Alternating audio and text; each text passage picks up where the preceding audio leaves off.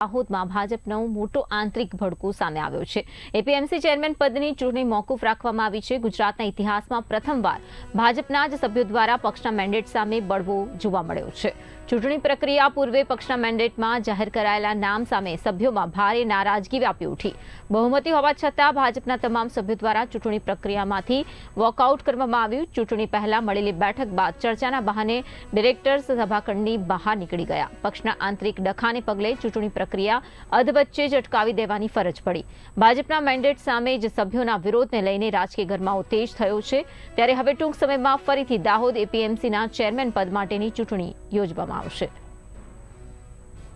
આજરોજ તારીખ 4/6/2026 રોજ બજાર સમિતિ દાહોદ સભાખંડ ખાતે સભાપતિ અને ઉપસભાપતિની ચૂંટણી અંગે સભા બોલાવેલી હતી। જે બાબતે સભામાં હાજર રહેલા સભ્યો ચૂંટણી પ્રક્રિયા શરૂ થાય તે પહેલાં સભાખંડ છોડી ગયેલા હતા। ત્યારબાદ એમને એકવાર સમય આપવામાં 12:30 સમય આપવામાં આવ્યો હતો કે 1 વાગ્યા સુધીમાં સભાખંડમાં હાજર રહેવું। 1 વાગ્યાનો સમય પૂરો થયા પછી પણ સભ્યો ડિરેક્ટરશ્રીઓ હાજર રહેલા ન હોવાથી હાલની ચૂંટણી માટેની સભા છે મોકૂફ રાખવામાં આવે છે અને નવી તારીખ પછી જાહેર કરવામાં